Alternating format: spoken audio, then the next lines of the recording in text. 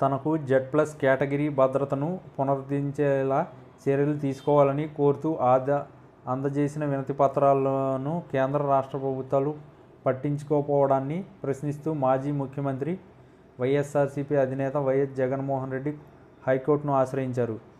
తనకు కేంద్ర సంస్థలైన సిఆర్పిఎఫ్ లేదా ఎన్ఎస్జీలతో తగిన భద్రత కల్పించకపోవడం రాజ్యాంగ విరుద్ధమంటూ గురువారం హైకోర్టులో పిటిషన్ దాఖలు చేశారు. తనకున్న ప్రాణహానిని తాజాగా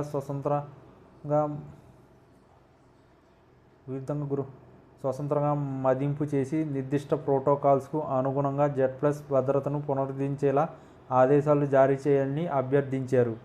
వ్యక్తిగత భద్రతాధికారులు, జామర్లు ఇల్లు, కార్యాలయం వద్ద భద్రత పనిచేస్తున్న బుల్లెట్ ప్రూఫ్ వాహనాన్ని సమకూర్చేలా ఆదేశాలు ఇవ్వాలని కోరారు. అలా సమకూర్చలేని పక్షంలో తమ సొంత బుల్లెట్ ప్రూఫ్ వాహనాన్ని వినియోగించుకునేందుకు అనుమతి ఇవ్వాలని విన్నవించారు.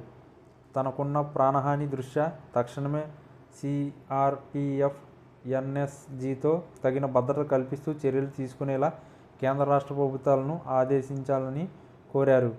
తనకున్న ప్రాణహాని, తనపై జరిగిన హత్యాయత్నాన్ని పరిగణలోకి తీసుకుని తాను ముఖ్యమంత్రిగా ఉన్న సమయంలో జెడ్+ భద్రత కల్పించారని వైఎస్ జగన్ తన పిటిషన్లో నివేదించారు.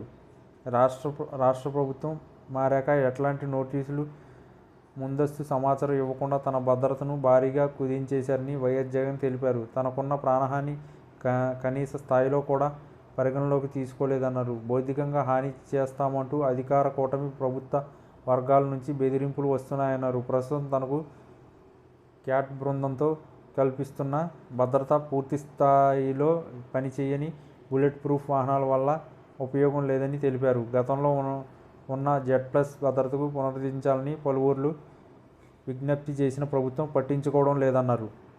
తన భద్రత కుదింపుపై గతంలోనే హైకోర్టును ఆశ్రయించిన ఈ పిటిషన్ ఇప్పటికీ పెండింగ్లోనే ఉందని తెలిపారు. పార్టీ ఎంపీలు, సీనియర్ నేతలు తన భద్రత విషయంలో కేంద్ర రాష్ట్ర ప్రభుత్వాలకు పలు దఫాలు వినతిపత్రాలు సమర్పించిన ఫలితం లేకపోవడంతో హైకోర్టును ఆశ్రయించాల్సి వచ్చిందన్నారు. గత ఫిబ్రవరిలో తాను రైతులకు సంఘీభావ తెలిపేందుకు గుంటూరు మిర్చియార్డుకి వెళితే కనీసం ఒక్క కానిస్టేబుల్ని కూడా అందుబాటులో ఉంచలేదన్నారు. ప్రభుత్వం ఉద్దేశపూర్వకంగానే జనాలను నిలువరించేందుకు ఎట్లాంటి చర్యలు చేపట్టలేదని తెలిపారు. 2024 తర్వాత తమ పార్టీ నేతలు, కార్యకర్తలపై భౌతిక దాడులు పెరిగిపోయాయని వైఎస్ జగన్ తన పిటిషన్లో పేర్కొన్నారు. తనను అంతమొందిస్తామంటూ అధికార పార్టీ నేతలు బహిరంగంగానే బెదిరిస్తున్నారన్నారు. టీడీపీ ఎమ్మెల్యే అయ్యన్నపాత్రుడి వ్యాఖ్యలే ఇందుకు నిదర్శనమన్నారు. ఇటీవల శ్రీ సత్యసాయి జిల్లా కుట్టిమద్ది గ్రామం నుంచి తిరుగు ప్రయాణం సందర్భంగా తీవ్ర భద్రతా లోపాలను అందరూ చూస్తారన్నారు.